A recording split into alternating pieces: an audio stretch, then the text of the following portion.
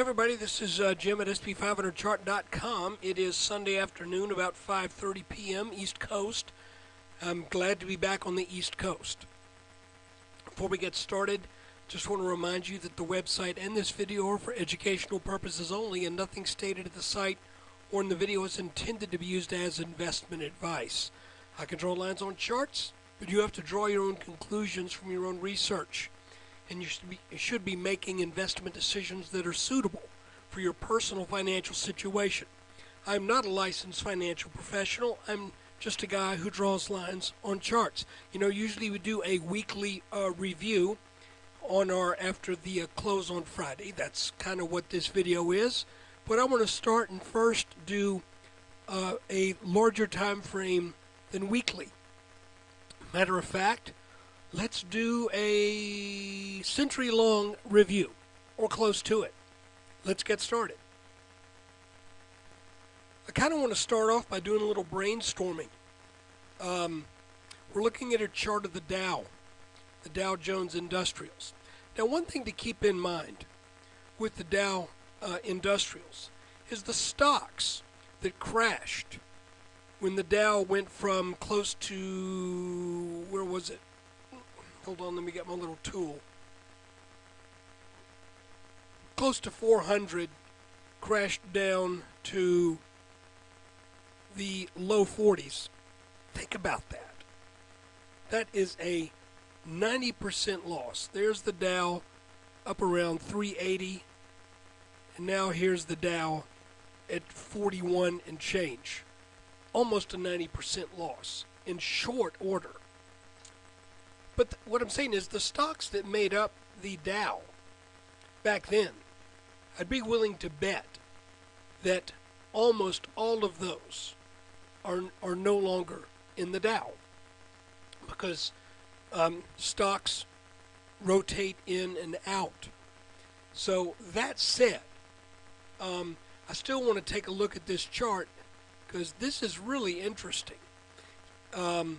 And I'm not making any bold prognostication here, but what I am saying is you got to be open-minded when you take a look at this long-term chart. You'll notice that there are two major,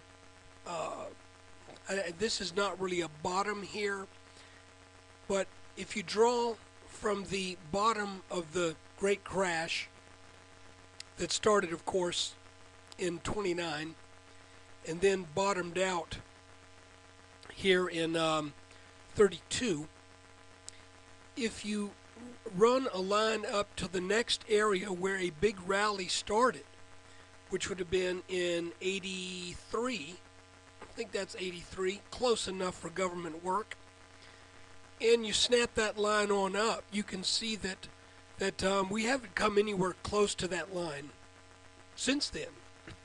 If you create a parallel line, matter of fact, let's just kill that line. And if you create a parallel line, hit the wrong mouse button, and then snap it up here, you can see that you get a line that looks like it's having a role to play in the markets.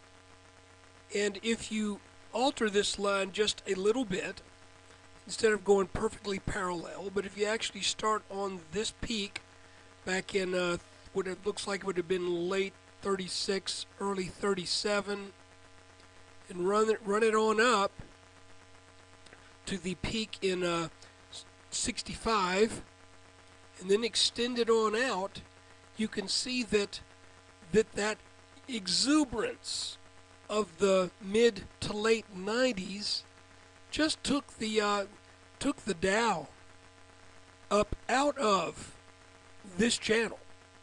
And here's where this is brainstorming.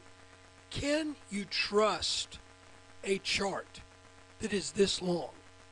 In other words, typically when you look at stock charts, you're looking at psychological action, psychology of the markets being revealed, because you're usually dealing in a time frame where most of the buyers and sellers are sort of the same people, if you know what I mean. It's like, in other words, someone who lost a lot of money in 1930 is dead in 2013. So the question is, does it even make sense to look at this chart? But I find it interesting just the same, because here we blow out over the top of this channel, we bounce on it, and then we come back up, set a new high in the Dow, then we come back into this channel to isn't it funny, right to the midway point of this channel. So let's divide it in half, and once again we see where it appears to be some technical significance to this middle line. That's just nuts. That's crazy. So here's the question. With the Dow where it is right now, is it now going to be seeing resistance because it is once again at this line? Would this line exert influence over the markets for that long? Certainly worth keeping an eye on. Now here's something to throw a monkey wrench in this idea. Here is a monthly chart of the Dow Jones Transportation Average, now at all-time highs, and what looks to be something of an inverse head and shoulders pattern here. Well, that doesn't look too bearish, does it? Matter of fact, that looks pretty bullish. Let's look at something else. Here's our Russell 2000 at all-time highs. Once again, that doesn't look bearish. That looks really bullish. Okay? So, man, I tell you what, this is really quite an interesting situation, because the Russell looks great. The Dow Transportation Average looks great. The Dow Industrials look frightening. Now I'm going to really throw you for a loop. Here's our SP500 chart. And guys, I did something that I knew I probably needed to do for a while. These are the only lines that are now currently on this chart. So I'm wiping the slate clean here for my own analysis, because I don't want to be too swayed by what I've seen in the past. So I'm honest to goodness, we've got this channel that lasted. Remember, we talked about long time channels. Well, this doesn't go back to the 30s, but it goes back to the 70s. And here we have the S&P in this nice climb. We hit this level in the 1500s. Big sell-off. Come back to just a little higher than that. Even more drastic sell-off, and now the market is rebounding once again. And the question, the $64,000 question, is what's going to happen if we get to this trend line again? So that is of huge importance and interest to me. One thing I think it's kind of interesting to see is that in the last rally, and I'm talking about the last bull run we had from 02 to 2007, if we take a little bit closer look at that, I believe we can do that here on a 9-day chart. You see, here's our head and shoulders bottom. We had another one of oh, there's the line. What's that doing there? I thought I got rid of that. We had a head and shoulders bottom. Let's do this. We'll just mark a circle on that. And of course, in our last bottom, it was also a head and shoulders pattern. And by the way, this was pretty much a head and shoulders top. And this was also pretty much a head and shoulders top, though it had a double head, as I measure it, as I see it. What's interesting is that there was just, before this formed, there was this period in '06 coming into early '07 of nothing but this inexorable path upwards, where the S&P ran from about 1240 to 1440 with nary a hiccup. If you look in most of these situations, now often when you come off of a bottom like we did here, you'll have a nice run, but once you get into the rally, that was just just kind of an unusual, just almost it's almost like the markets were just there was no gravity, they just going up, floating up. Interesting also to note how much of this took place over the top of an existing trend line. Interesting to note also that if we look at the trading that took place between 2004 and 2006 during these 3 years, once we got over that line, it peaked out at the apex of where that looked like a very bearish pattern, but the S&P just had this exuberant spurt that got it up over that. But then when it broke, came back to back test here, then we all know what happened. The wheels came off. Now what's interesting is what we've been dealing with the past 4 years is a little different look. We've had much more volatility on our way up. And so the question again is this line going to turn the markets back, turn the S&P back? I see some signs here of this kind of inexorable climb. Okay, it's not going up by huge leaps and bounds, but we're not having we're having very little back and forth. It's almost like what we were experiencing in early 2012 before we finally had a setback, then a rally, and then we formed a head and shoulders pattern right here. So, hold on just a second. Let me go to another chart. Okay, here is a 3-day chart of the last leg up that the S&P, and I call this really, I shouldn't call this a leg up. It's a series of legs up and down. Here's our big inverted head and shoulders bottom. Here was what looked to be trying to form a head and shoulders reversal. But what happened instead, the neckline from this pattern here caught this move as it should and formed an inverted head and shoulders. This, by the way, was right when I started doing my YouTube channel.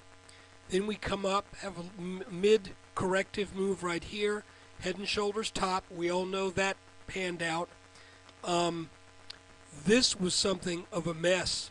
To be honest with you, I really struggled with what was going on here in the fall of 2011 because it was just a jumbled up mess. But it finally did form, at least in the latter part of this pattern, we did get an inverted head and shoulders. Then we came up, head and shoulders top, inverted head and shoulders. Head and shoulders top didn't quite make the minimum there. Looking at a daily chart now, very small series of what looked to be like head and shoulders patterns late 2012, but almost each and every one either didn't form completely or broke out early, including the potential that I thought we had for this to be a nice inverted head and shoulders. So you see, we would have had a double left shoulder, head, and then I was hoping for a more completed right shoulder. Instead, it's going up. So here is a question, and this is not a claim, it's not a statement to be trusted, it's just an observation. Are we starting to see piling on in this market by latecomers Is that why our last few patterns that we've seen have not fully matured before they've given birth to a rally? I don't know the answer to that, but I think it's certainly worth considering that possibility. Now, like I told you, I got rid of my lines. So now we're going to start to draw some things back. You can see here we have, this is on the old chart. This was a brown line. And out of respect, it's still a brown line.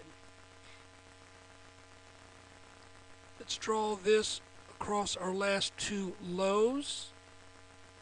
I think that's kind of interesting that, that this line also has some technical significance. You can see this big bounce here in October of 2011. Nice good bounce in late May or very early June of 2012. You can also see, if you follow this line on up, that once it broke down here, it really broke with some signs of a break, and had a couple attempts to get over it. We're now back over this line, which is a little surprising, but we are. So the question I have, and hopefully we will begin to see some signs going forward, but the $64,000 question is, I did leave my little triangle pattern up here because that is a very current thing that I think we need to keep our eyes on. But the question is, when is this market going to take a breather? It has not done so in quite a while. If we draw another trend line from this, after we hit this bottom in mid-November, if we line these peaks up right here, 1, 2, 3, 4, 5, 6. Now we are over this line. We're dancing around it. The question I have is simply this. Are we seeing the kind of piling on, if you will, that it maybe is the first signal that the markets are becoming saturated with investors, that maybe, quote, Joe Retail may now be going all in, because something is pushing the S&P up, something's pushing the markets up with really no correction at all, nothing to speak of so far in 2013. And we're, a number of weeks in, and it's been all just up. And interestingly enough, it's been all up after a big gap. So I'm not going to look at this gap here and claim that it has to be filled. I will tell you, more than likely, it will be. But as to when, would it be now? Would it be tomorrow? Would it be 2 weeks? It could be a year. But my point is this. We are nearing a number of lines that, if they are to be trusted, should cause us to have an eagle eye for what's going on. I want to show you just one more thing. If we start with this bottom in 2011 and draw a trend line up like so, there you go. Actually, we could even draw it here if you wanted to. The point is, when you draw a trend line on this bottom and then the next bottom right here, you see once that breaks, that sets up the breaking of this top. If we take a trend line and do the same thing here, once that broke, that signified we were getting ready to put in a bottom. Now, where's our next bottom? Next bottom is right here, and there's our next bottom right there. So if you're a little bit more of a longer term investor, this line might be worth keeping an eye on. Because if this were to break, and it probably wouldn't happen until spring, frankly, but if this line was to break, then that would likely, if the past is any indication, that would likely set up the setup for the next, well, I don't want to say for the next bottom, because I don't know that necessarily we would expect to set a new high. It depends upon when that happens. And if we go back to a 3-day chart, starting on this bottom again, and going up here, that doesn't work quite as well.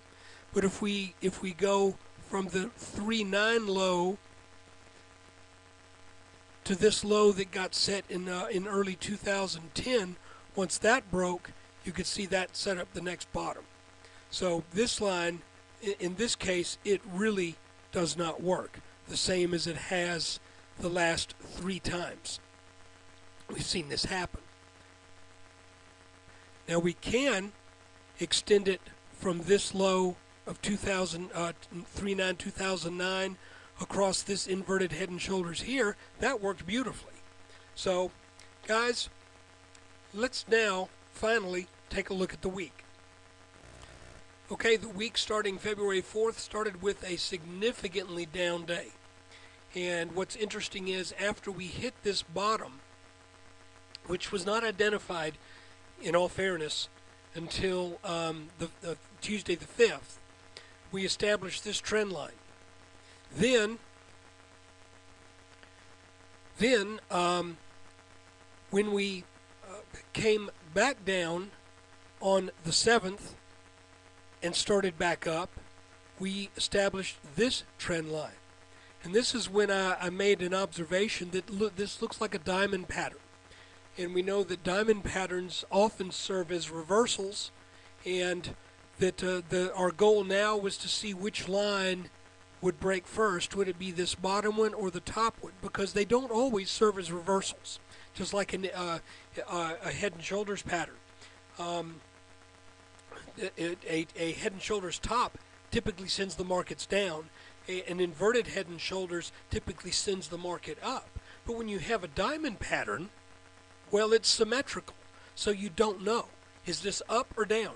There's no absolute built-in predisposition for which way it's going to go. But they tend to mark tops more often than continuations. But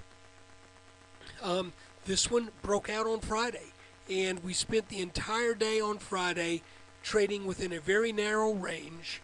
And typically when you get that occurring, and here it is, the typical outcome of this kind of trading is that it serves as a consolidation pattern. And again, it could go up or down, but in this case, because of the height of this pattern, here we go, there's the height, and we're nowhere near that. We have to call this pattern for what it's saying. And even though I may not necessarily agree with it because it's going to mess up some other things, this pattern says this market wants to go to 1530. If it does, that means we're going to break this brown line, because that's not going to end up happening. There's no way we're going to go sideways for 3 months waiting for this brown line to finally reach 1530. So right now, based upon this pattern between these this blue triangle right here, we have what appears to be the makings for a move to 1530. Now, this line should still be resistance. It's going to have to fight to get over this.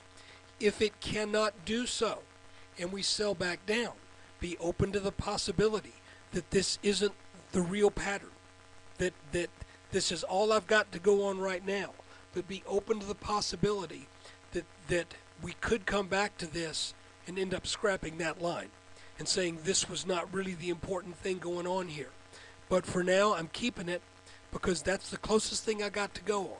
Finally, I just want to say one more word. I know I appreciate your patience in listening to all this. I just want to say one more thing. Sometimes the charts are ambiguous, and we've seen that in the past. We may be seeing it now. I feel that the psychology is in place now for this to start to put in a top, but I don't see the top yet. Okay, all I see is a trend line that I am being very careful to watch. But if we go straight line up to that, bounce back just a little bit and then take it out, that wouldn't be a top. When I'm talking about a top, I'm talking about the kind of thing that we've seen the other times when this line has been approached. And that has been a pattern that's taken months to develop. It took months in 2007. If we go back to 2000, it took months for this pattern to develop and for us to finally see that there was a line of support that once it broke marked the end of that run. So we don't have that yet, so enjoy the ride if you're long. I would be careful being bullish here. I would be careful being bearish here, because I think the market needs to pull in more money off the sidelines from the retail guy. I just get a feeling that the news is starting to get to be too good for people to resist the markets. But golly, look at that line. Look at that. So I would just say, if you're in cash, be content. Cash may be king in 2013. And guys, again, apologize. I just don't see anything that is so definitive, and there's so much ambiguity. For me, I'm going to be patient and let the chart work itself out. Let something set up that then becomes a tradable event. I don't know whether it will be the next top or whether it'll be the next bottom, but I'm going to be patient, and I hope you'll be careful and exercise some patience and use your own judgment. So we start with the clean slate going into this second week of February. Thank you for watching this video, and take care.